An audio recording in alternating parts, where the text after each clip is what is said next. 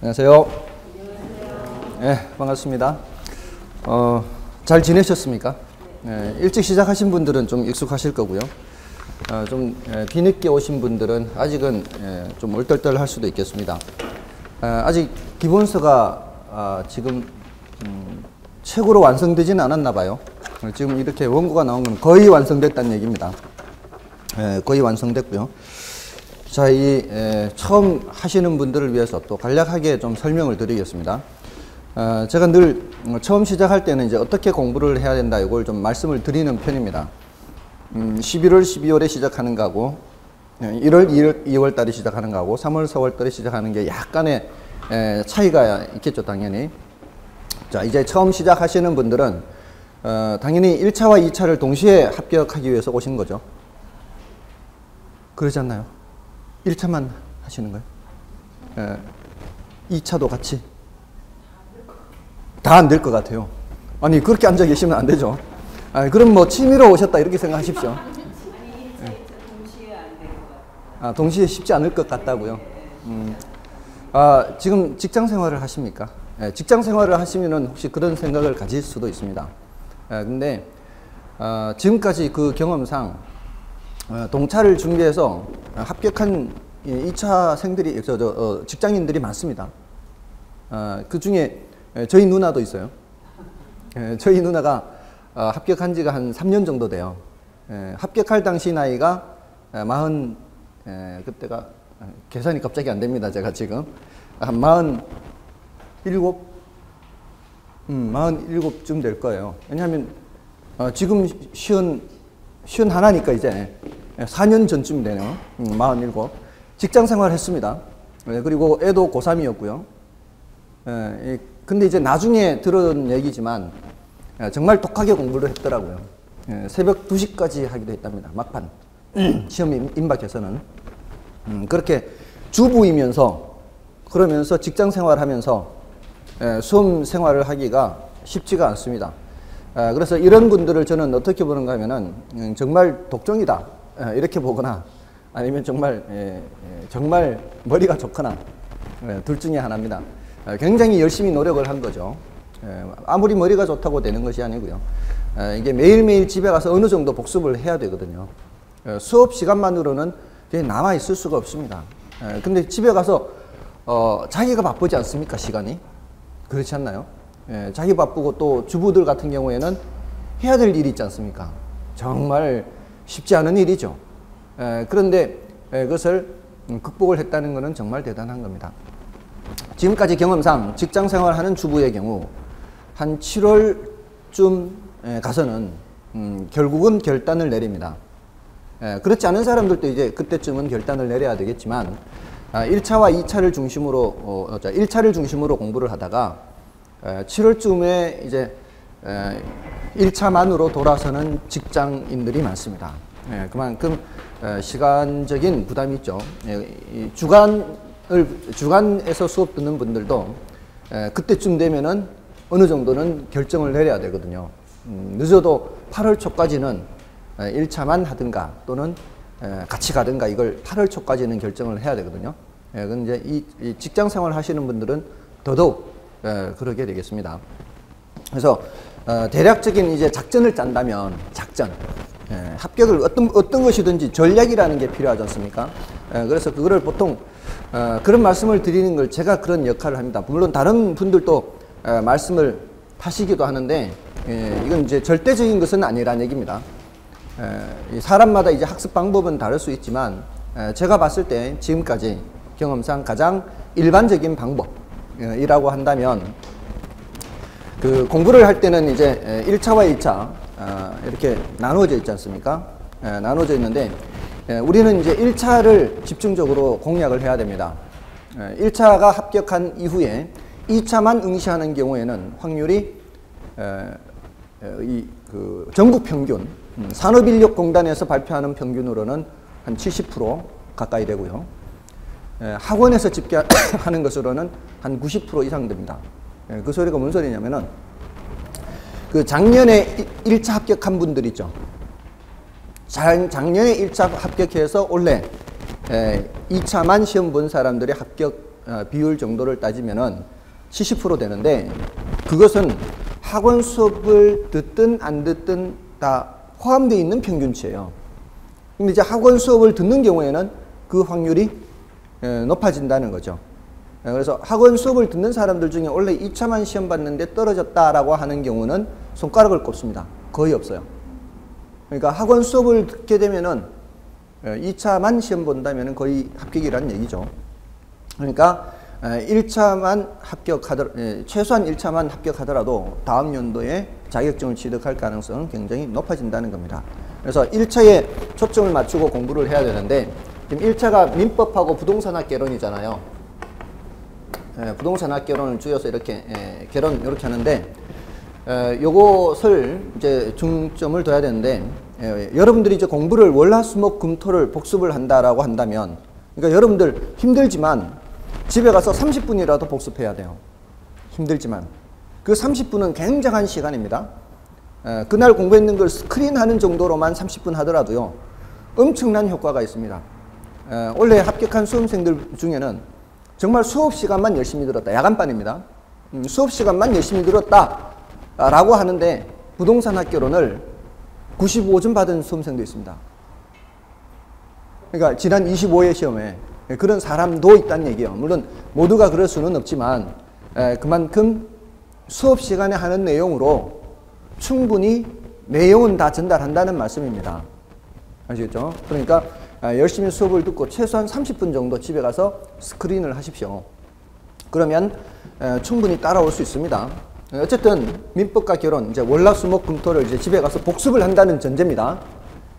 그만큼 이제 각오를 좀 하셔야 된다는 얘기예요. 그러면은 6일을 복습을 한다고 친다면 그 6일 중에 5일을 얘를 복습해야 돼요. 민법하고 부동산학개론을 복습을 해야 됩니다. 그 소리는 지금 우리가 6일을 공부하는데, 월화수목금토 6일을 공부하는데 5일을 얘를 복습한다는 얘기는 하루는 2차 과목에 시간을 드린다는 얘기죠. 근데 2차는 어떻게 되어 있습니까? 공법, 중개사법, 공시세법 이렇게 되어 있죠. 공시세법은 두 개가 이제 한 과목으로 취급이 되는 거죠. 요게 24문제, 요게 16문제죠. 맞나요? 그래서 얘는 하나로 친단 말이에요. 그러면 이 셋을 하루를 복습하는 거예요. 야, 과목은 이렇게 많은데 하루밖에 복습을 안 하냐 싶지만 어쩔 수가 없습니다. 지금 이 4개죠. 공법, 중개사법, 공시세법 중에 이 공법만 복습을 하는 거예요. 얘네들은 복습하지 않습니다. 그 소리는 뭐예요? 얘네들은 수업이라도 열심히 들어야 된다는 얘기예요. 수업 시간에 빠지면 이건 더 이상 회복할 수가 없어요. 그러니까 수업 시간에 철저히 들어야 됩니다. 얘는 공법은 분량이 많습니다. 난이도도 높고요. 그래서 2차 과목 중에 공부를 열심히 했는데도 꽈락이 나올 수 있는 과목이 공법입니다. 이번 25회 시험에도 그랬습니다. 이 공법에 꽈락이 돼서요, 이거 합격하지 못하고 다시 수강하는 수험생들도 있습니다. 그만큼 공법이 관건이 된다 이 말씀입니다. 그러니까 얘네들은 이렇게 하는 이유는 수업만 열심히 들어도 중개사법 같은 경우에는 거의 80점 가까이 나온다라고 얘기합니다. 저도 뭐 직접 해보지는 않았지만 다들 그렇게 얘기합니다. 그러니까 이거는 점수를 보태주는 과목이고요. 요거는 점수를 받는 과목입니다. 요것은 평균 정도에 해당하고요. 다만 요 둘 중에 제 개인적으로는 공시법이 좀 더 어려운 것 같아요. 그래서 나중 되면 이제 여기에 조금은 더 신경을 써야 되겠지만 비중은 24문제. 여기는 이제 16문제. 그 비중도 이제 감안해서 공부를 해야 되겠죠. 우리가 이 어떤 자격증을 취득하는 시험은 학문을 하는 것이 아니고요. 요령으로 합격하는 겁니다. 요령이 굉장히 중요합니다. 그러니까 제한된 시간을 적절하게 배분해서 공부하는 게 중요하다는 거죠.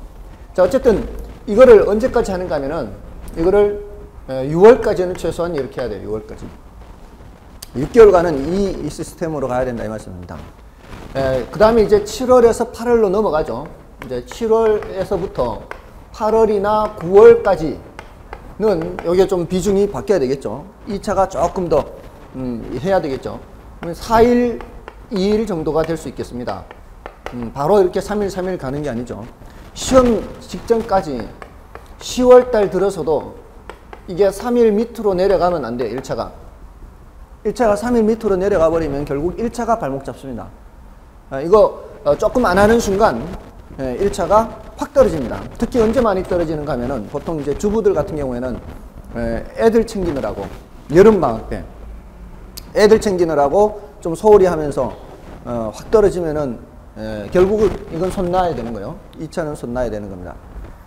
어쨌든 이게 이제 절대적인 기준은 아니지만 거의 이렇다고 보시면 돼요.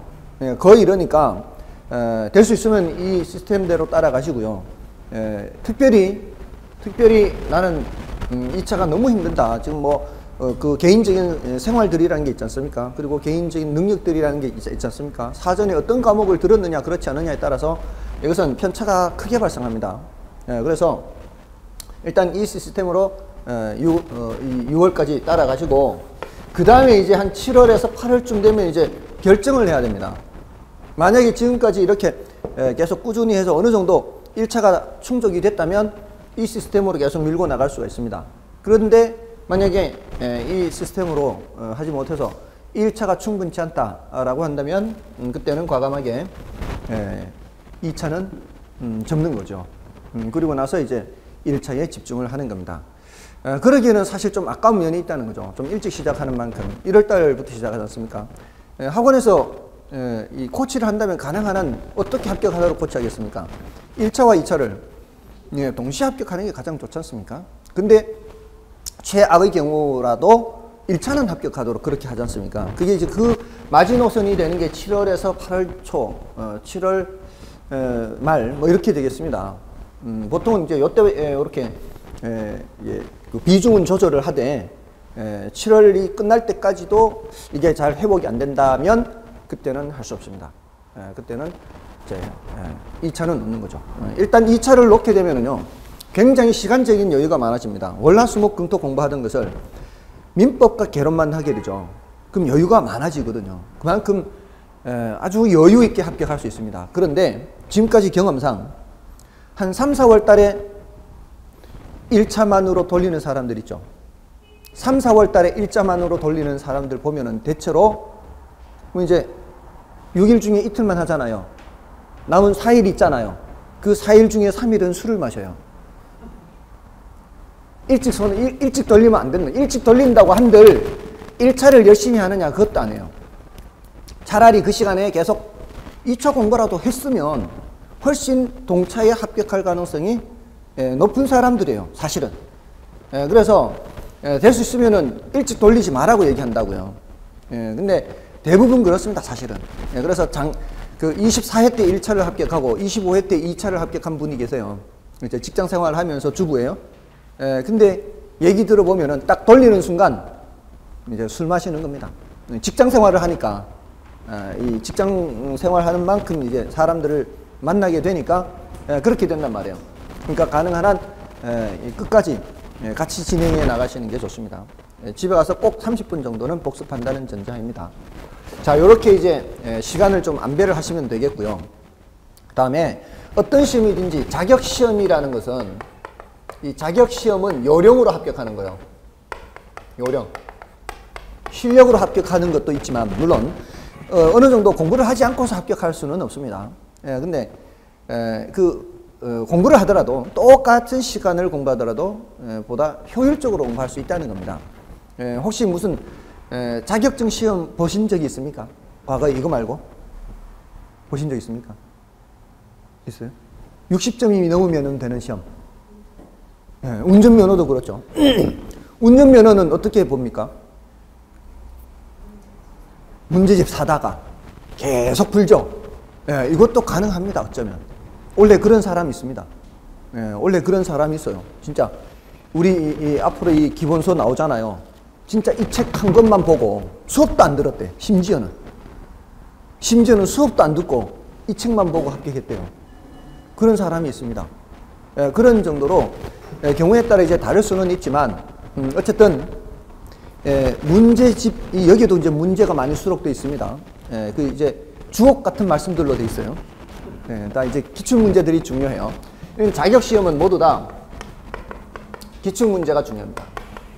그 운전면허 시험의 그 문제 은행이라고 할 수 있잖아요. 그런 문제들이 반복해서 나오는 거잖아요. 지난 25회 시험에 기출문제하고 지문이 토시 하나 틀리지 않고 그대로 나온 지문이 정답 지문으로 나온 것도 있어요. 얘기해달라면 얘기해 드릴 수 있어요. 나중에 기본서에 다 있으니까, 증거가 있으니까 몇 회 몇 회. 그런 정도로 기출문제가 중요합니다. 아마 여러분들 이미 여러 시험들을 보신 분들은 아실 겁니다.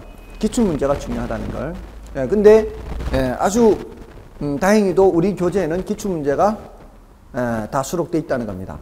그러니까 이 기출문제를 유심히 살펴보시고 거기에 해당하는 자주 출제되는 이론 정리를 한다면 충분히 합격할 수 있습니다. 저는 이 부동산 학교로는 정말 어렵지 않게 합격을 할 수 있다고, 60점 넘을 수 있다고 자신합니다. 이 수업만 열심히 따라 들으시고요. 다만 중요하지 않다라고 하는데 너무 신경을 쓰지 마시고요. 중요하다고 하는 것을 이해할 수 있도록 애를 쓰시면 되는 거죠. 어쨌든 기출문제를 많이 보시고요. 다음에 이 기출문제와 함께 우리 공부를 하는 내용이 좀 낯선 내용들도 많고요. 난이도도 높은 게 많습니다. 사실은. 그렇기 때문에 한 번 들어서 알 수 있는 것들이 많지 않습니다. 그래서 처음 공부하시는 분들은 이거를 예습 위주로 하지 마시고요. 복습 위주로 하셔야 돼요. 이 글을 읽어봐도 이게 뭔 내용인지 모르는 게 많죠. 분명히 글씨는 한글인데 뭔 소리인지 못 알아먹는 거죠. 그러니까 이게 예습의 의미가 없습니다. 복습이 중요해요. 복습. 그래서 이것도 복습이라고 했죠. 근데 복습뿐만이 아니라 이제 반복하는 복습, 반복. 이 반복은 여러분들이 스스로 반복하는 것도 있지만 1, 2월 달에 했는 것을 또 3, 4월 달에 듣고요. 3, 4월 달에 또 5, 6월 달에 듣습니다. 근데 이게 똑같지는 않습니다. 이게 이제 중요한 거는 3번 모두 설명을 들을 거고요. 중요도가 조금 낮은 거는 2번 설명 들을 거고요. 더 낮은 거는 한 번만 설명 듣고 지나갈 겁니다. 그런 식으로 중요도에 따라 강약을 달리합니다. 그리고 여러분들이 이거 수업을 들으실 때에는 중요도를 표시를 하셔야 돼요.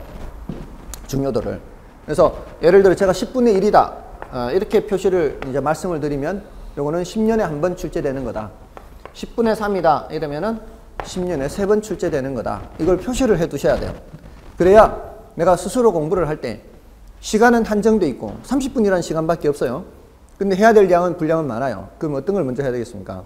더 중요한 걸 해야 되겠죠. 그런 것은 표시가 되어 있지 않으면 알 수가 없습니다. 그러니까 수업 들으면서 그런 걸 표시를 해 두셔야 중요도가 높은 걸 우선적으로 할 수가 있다 이 말입니다.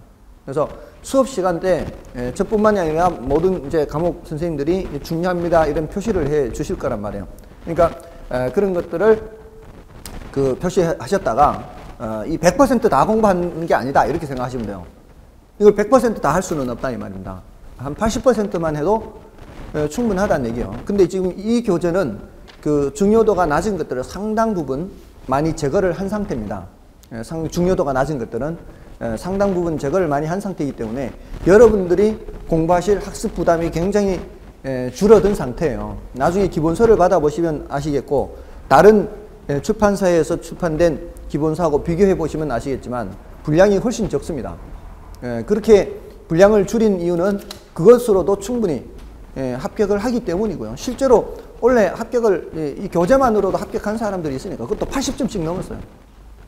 80점을 넘게 합격을 했기 때문에 전혀 지장이 없고요. 그리고 부담은 줄이고요. 이렇게 하면 제가 생각하기에는 1차는 그냥 그저 주워 먹기예요. 그러면 당연히 2차를 같이 공부를 해야 되죠. 그렇지 않습니까? 이런 고생을 1년만 하면 됐지 뭐 2년씩이나 하시려고 그래요. 그러지 않나요? 그러니까 자신감을 갖고요. 그 60 되신 분도 합격하시고 뭐 그렇기도 합니다. 지난 25회 때 그 원래 한갑 되시는 분이 합격하셨어요. 그것도 검정고시로 2년 전에 합격하신 분이 합격을 하신 거예요. 그러니까 아니 다들 그렇게 합격하는데 나라고 못하겠습니까?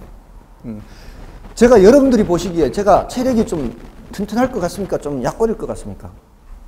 보시기에, 보시기에. 달리기 같은 거 잘할 것 같습니까? 굉장히 위험 회피적인 이제 대답을 하셨어요. 달리기 같은 능력이 굉장히 떨어지지 않겠습니까? 이 겉모습이 약할 것 같죠?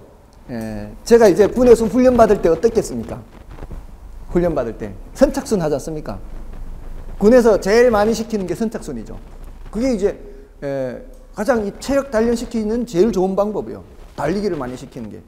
선착순 하면 늘 꼴찌죠, 거의. 그래도 버티게 하는 힘이 있었습니다. 예? 아니, 뒤에 몇 명밖에 없어요. 한두 명밖에 없어요. 근데 버텼던 것은 내 뒤에도 있는 애들이 있는데, 쟤네들도 버티는데, 이런 생각으로 버텼습니다, 사실은. 굉장히, 사실 그때는 힘들게 훈련을 받았습니다, 저는. 힘들게 훈련 받았는데, 그것도 가장 추운 1월 달에 들어가서, 정말 힘들었습니다. 먹는 것도 제대로 못 먹고요.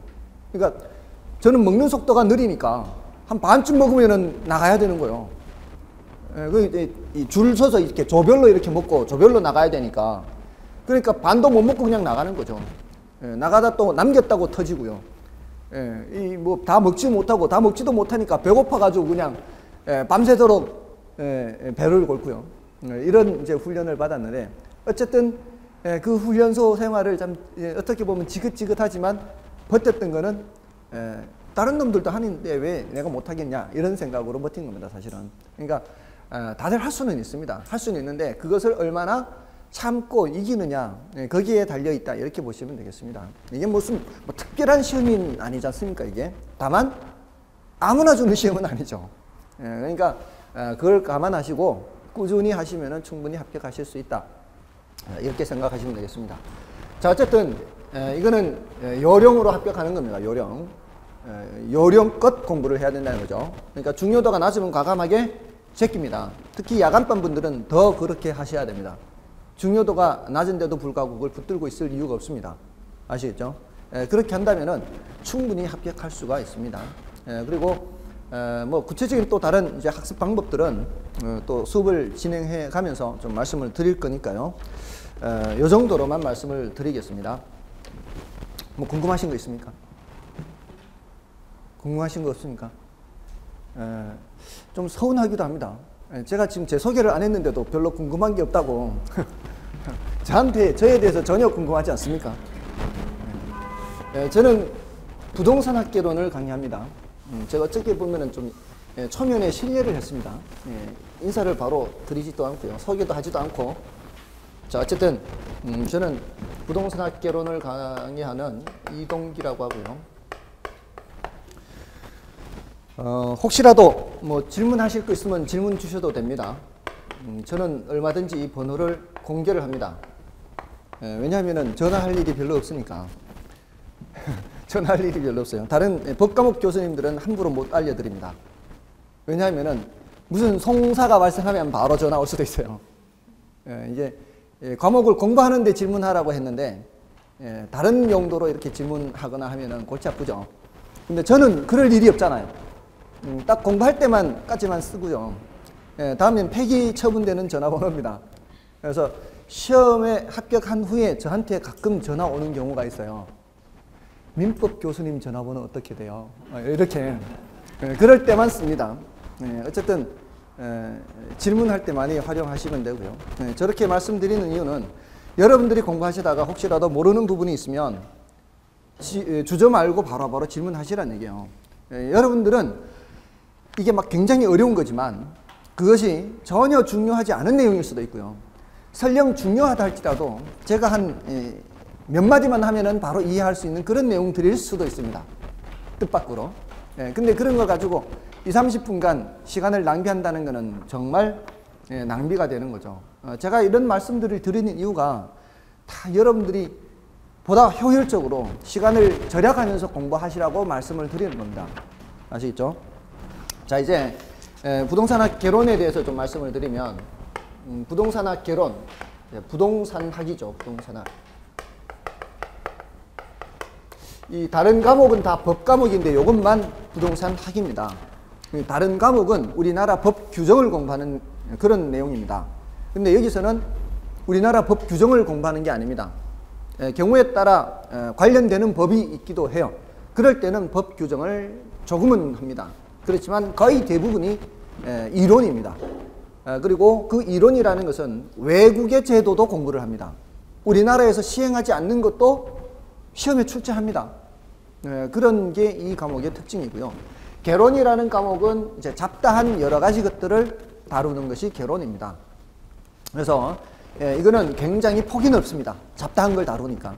폭이 넓고 깊이는 얕습니다. 그래서 어떤 경우에는 깊이도 깊게 들어가는 문제가 출제돼요. 간혹. 그런 거는 뭐예요? 제끼는 겁니다.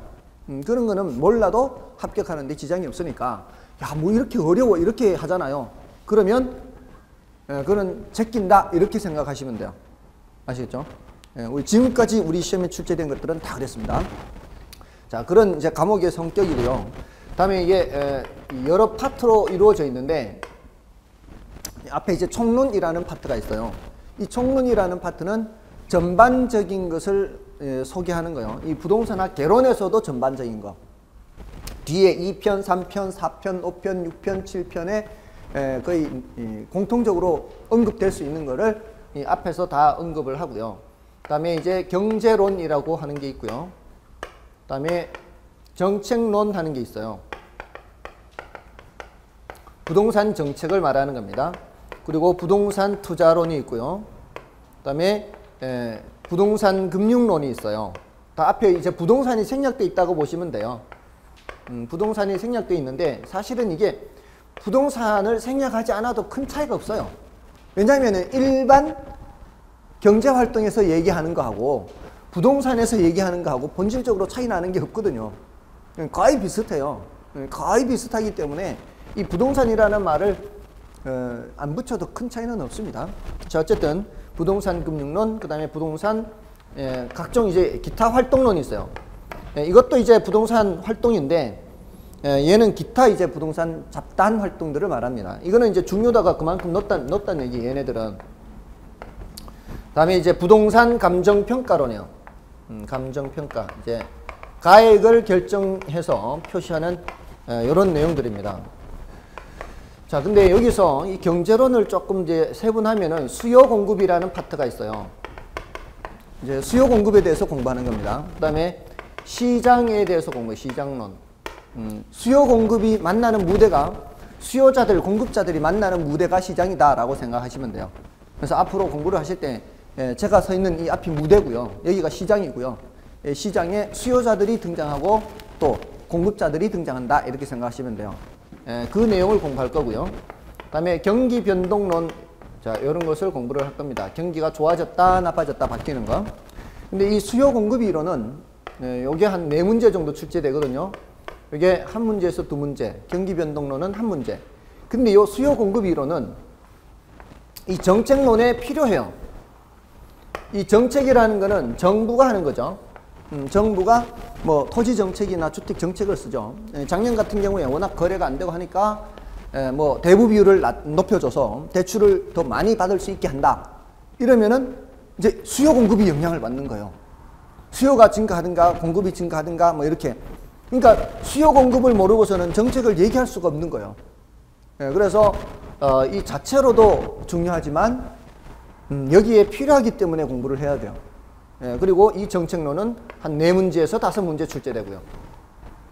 그리고 투자론으로 보면 얘가 이제 가장 이제 출제 비중은 높아요. 7문제에서 8문제. 근데 이게 난이도가 높아, 이게.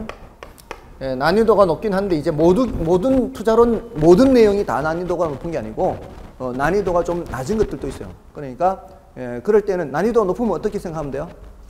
난이도 높으면 제끼는 거죠. 제일 좋은 방법이 이게. 그렇게 자꾸 하다 보면은 이게 난이도 높은 것도 할 수 있게 됩니다. 그 다음에 금융론이 한 4문제에서 5문제고요. 자, 이거 여러분들이 지금 입문과정부터 좀 들으신 분들은 이게 몇 문제 정도 출제된다 이런 것을 아는 분도 계시겠지만 그렇지 않다 하더라도 이거 어느 정도 비중인지는 좀 알고 계시는 게 좋아요. 그래야 이제 강약을 조절할 수가 있으니까. 근데 이건 부동산 활동론은 잡다한 내용들이에요. 잡다한 내용들이라서 뭐 합쳐서 모두 뭐 8문제, 9문제 이렇게 출제되기는 하는데 요것만 놓고 보면 이게 이제 중요도가 높을 것 같지만 그렇지 않아요. 이 분량이 많거든요, 얘가. 잡다한 게 많아서. 그리고 감정평가로는 이게 6문제 정도 출제됩니다. 이렇게 해서 지금 보통 이제 정복을 하는 꼭 이렇게 만약에 뭐 따로 이 특강을 한다 이렇게 할 때 주로 하는 파트가 이 5개 파트예요. 이 5개 파트가 주로 이제 수업할 때 이 특강을 하는 그런 파트고요. 그다음에 여기 투자론하고요. 이 감정평가론은 매월 마지막 주에 하는 수업이에요. 매월 마지막 주에요. 그러니까 이게 난이도가 높습니다. 이것도 난이도가 높은데 난이도가 높은 파트는 절대로 빠지면 안 되겠죠.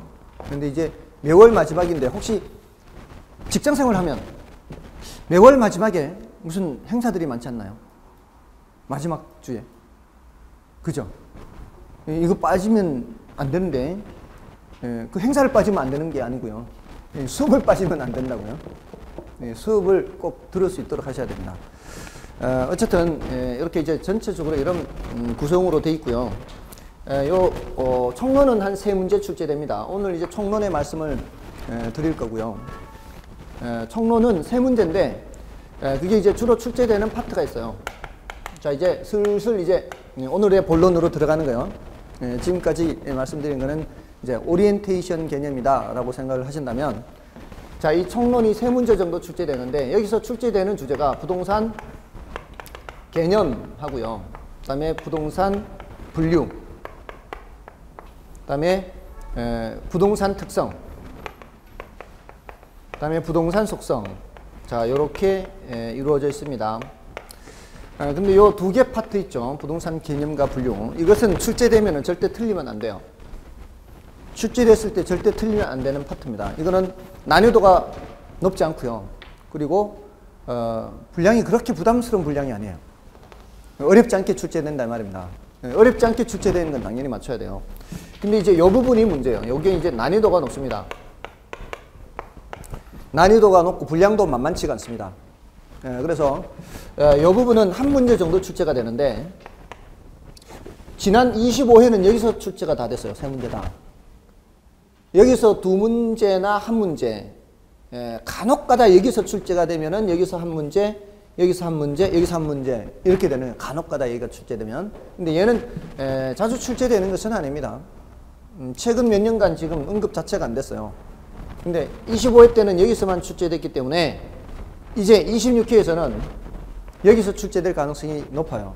그렇지만 난이도가 높고 분량도 만만치가 않기 때문에 요거는 따로 공부하는 것은 일단 자제해야 돼요. 자제해야 돼요.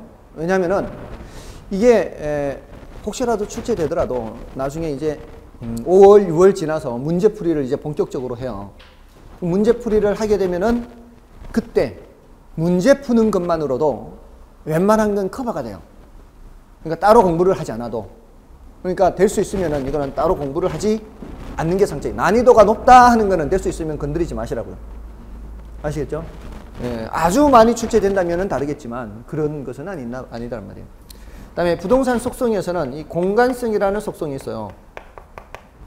지금 이 속성이 최근 몇 년간 출제가 안 됐다 그랬죠. 근데 그나마 얘는 좀 출제 가능성은 있어요. 너무 오랫동안 좀 쉬고 있어요. 지금 이 부분이.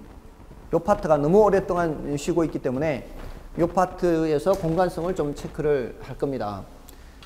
이제 오늘은 부동산 특성에서 종류하고 그 뜻 정도는 이제 파악을 하고 가실 거고요. 여기서 이제 어려운 게, 난이도가 높은 게 파생현상이라는 게 있어요. 예를 들어 미리 말씀을 드리자면 부동산 특성에 그 부동성이라는 특성이 있어요. 생각하기 어렵진 않죠. 부동성. 부동성은 토지는 그 위치를 이동시킬 수 없다 이런 뜻이거든요. 근데 그 뜻은 안 어렵죠. 근데 자, 지난 인문과정의 수업 들으신 분들은 기억하실런지 모르겠습니다. 경제적 감가라는 말씀 기억하세요? 경제적 감가. 마지막에 수업 들으신 분들 기억해요? 기억나요? 그게 뭐예요? 경제적 감가. 근데 굉장히 용감한 것 같아요. 기억이 안 나는데도 계속 눈을 피하지 않고, 보통 모르면 눈을 피하거든, 이렇게. 근데 이제, 예, 안다는 얘기죠, 지금. 예, 뭔가 기억은 난다는 얘기인데, 경제적 감가 기억나요? 기억납니까? 자, 지금 방금 지금 요 장면을 잘 기억하세요. 한 2달 일찍 왔다고 해서 별로 차이 나는 것도 없어요. 예, 그러니까, 큰 차이 없으니까, 실망하지 마시고요. 자, 이 경제적 감가라고 하는 거는 부동산의 외부 요인에 의해서 발생하는 감가라 그래요. 그러니까, 달동네에 고급 빌라다 그러면은 그 고급 빌라 짓는데 들어간 돈은 어떻습니까? 많죠. 그런데 들어간 돈만큼의 가치가 없죠. 그런 거는 부동산의 그 외부하고 그 부동산하고 짝이 안 맞는 것 때문이죠. 자, 이런 경우에 나타나는 감가를 경제적 감가라 그래요. 달동네에 고급 빌라. 자, 그러면 달동네에 벤츠가 있어요. 그 벤츠 가격이 떨어질까요? 달동네에 벤츠는 안 떨어지죠. 그럼 왜 안 떨어져요? 그 놈은 어디든 굴러다니는 놈이잖아요. 자, 그러니까 경제적 감가라는 게 발생하는 이유가 부동산의 특성 중에서 무슨 특성하고 관계가 있어요? 부동성하고 관계가 있단 말이에요. 그러지 않나요? 자, 그런 식으로 파생현상을 묻게 된다고요. 근데 그거를 지금 단계에서 그런 용어들 하나하나를 다 일일이 그렇게 할 수가 없다 이 말씀입니다. 그죠? 그러니까 부동산 특성의 파생현상은 이 난이도가 높기 때문에 일단 어떻게 하시라고요? 일단 뜻 정도 알아두시고, 그리고 요거는 일단 어떻게 한다고요? 작전상 후퇴한다고요.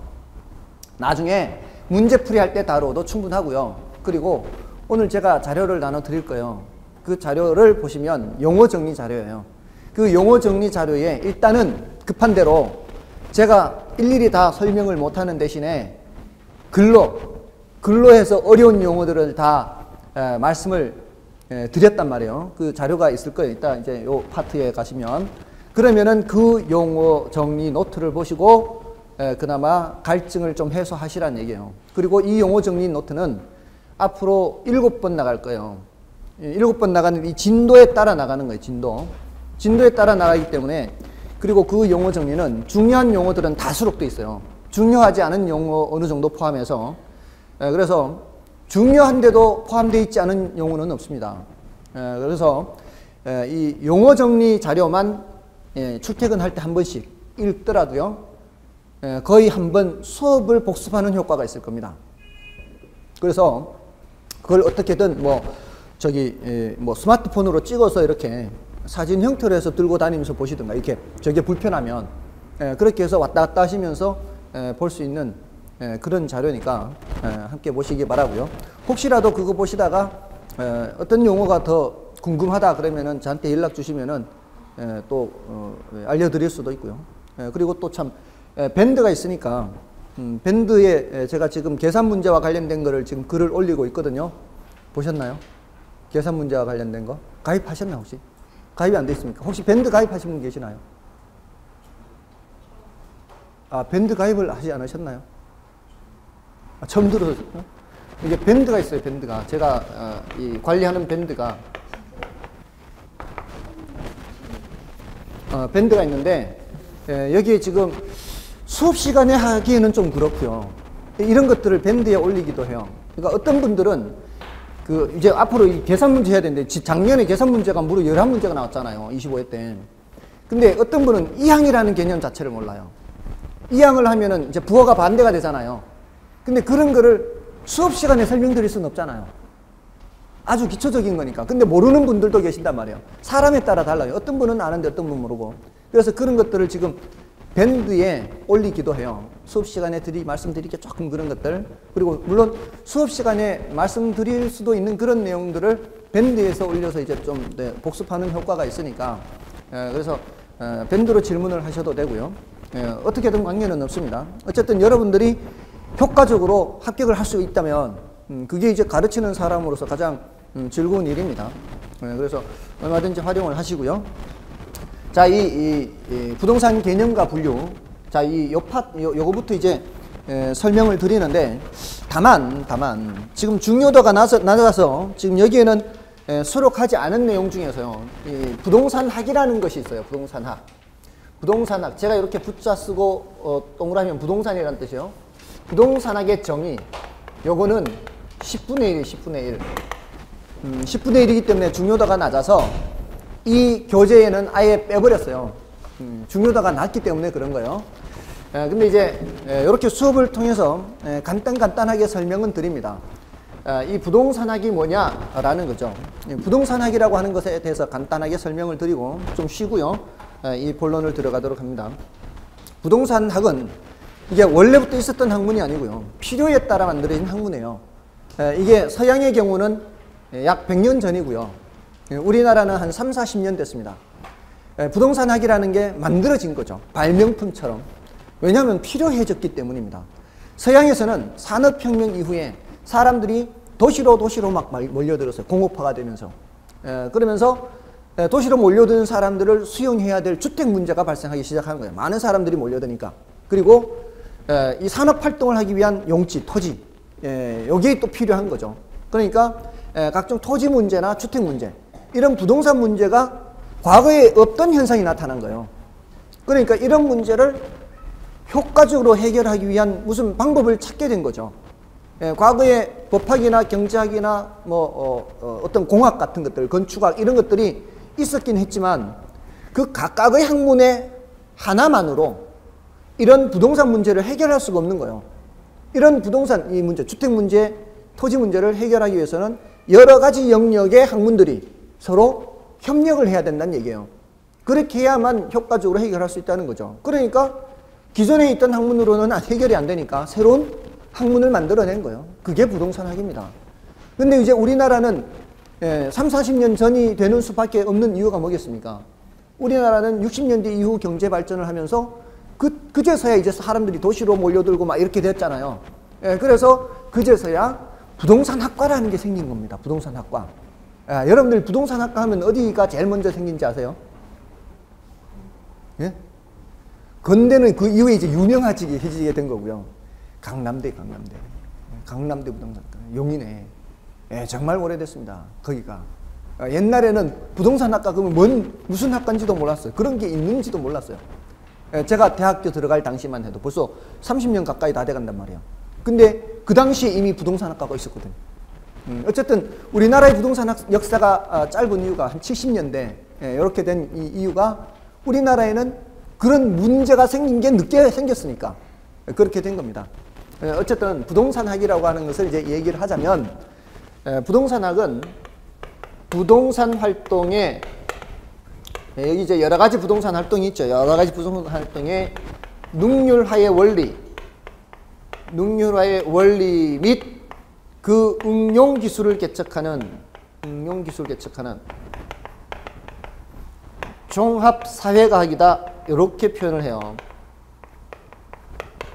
자, 이제 얘네들이 무슨 얘기인가 하면은 능률화의 원리를 찾는다는 얘기는 이제 이론적인 측면을 말해요. 그러니까 우리가 왜 수학 문제를 풀더라도 원리를 알면은 숫자가 바뀌더라도 다 풀 수가 있잖아요. 형태가 조금 바뀌더라도. 그러니까 그런 원리를 알게 되면은 부동산 문제가 좀 다른 형태로 나타나더라도 쉽게 해결을 할 수 있다는 얘기죠. 그런데 이론을 찾은 후에 그 응용 기술을 개척한다. 이것은 응용한다는 것은 실무에 적용한다는 거예요. 실무에 적용하는 그런 학문이다. 그러니까 어떤 학문은 이 부분이 없는 학문이 있어요. 이론까지만 찾고 그냥 끝나는 학문이 있어요. 그런 학문이 바로 천문학 같은 거, 수학 같은 거, 물리학 같은 거, 이런 것들은 이론 탐구 자체가 목적이에요. 그런데 이런 부동산학은 이론 탐구로 끝나는 게 아니고 현실의 문제를 해결하려고 하는 학문이에요. 그래서 그런 학문을 응용과학이다 이렇게 얘기해요. 응용과학이다. 그리고 종합사회과학이다 하죠. 여기서 말하는 이 종합은 조금 전에 말씀드렸던 이제 여러 학문의 협업이 필요하다는 거예요. 협업. 그래서 법적인 측면이라든가 경제적인 측면이라든가 기술적인 측면, 이런 앞으로 이 단어는 계속 등장할 겁니다. 법경기. 이런 여러 측면의 학문의 도움을 받기 때문에 종합과학이다 이렇게 얘기하고요. 또 사회과학이다 이렇게 얘기하면은 이거 아마 그 처음 보시는 분들은 도대체 이게 한 단어냐 두 단어냐, 이게 단어는 두 개 단어인데 중학교 고등학교 때는 어떻게 알고 계세요? 사회는 사회고 과학이면 과학이고 과목이 다르죠. 근데 그게 아니에요. 여기서 말하는 이 과학은 어떤 진리 탐구 또는 어떤 규칙성을 탐구하는 것은 모두 다 과학이라고 얘기를 해요. 예를 들어서 물건의 가격이 올라가면 어떻게 해요? 사과 가격이 올라가면 사과 더 먹어요? 덜 먹어요? 더 먹어요? 덜 먹잖아요. 수요량은 줄어들어요. 사과 가격이 하락하면은요, 수요량이 증가하죠. 규칙성이 보이죠. 사과뿐만이 아니에요. 대부분의 재화는 다 그렇죠. 가격 올라가면 수요량 줄고요. 가격 내려가면 수요량 늘어나죠. 그러면 그게 규칙성이 보이죠. 이거를 경제학에서는 수요 법칙이라고 얘기를 해요. 수요 법칙이 어떤 규칙성을 갖는단 말이에요. 그거 찾았죠. 그런 걸 찾죠. 그런 게 과학이라고요. 과학이라고 하는 것은 자연 현상에서만 규칙성이 있는 게 아니고 사회 현상에서도 이 규칙성이 있기 때문에 사회 현상에서 나타나는 규칙성을 발견하는 학문을 사회과학이라 하고요. 자연 현상에서 나타나는 규칙성을 발견하는 학문을 자연과학이라고 얘기를 하는 거예요. 여기서 말하는 과학은 실험실에서 하는 과학을 말하는 게 아니에요. 아시겠죠? 사회 현상을 다룬다는 의미의 사회과학을 말하는 겁니다. 그래서 부동산학은 이런 종합 사회과학이다. 이런 정도입니다. 그러니까 그런 학문을 이제 공부를 한다는 겁니다. 그런 학문을. 자, 그런데 이 본론은 이제 부동산 개념부터다 이 말입니다. 그래서 좀 쉬고요. 부동산 개념부터 말씀을 드리겠습니다.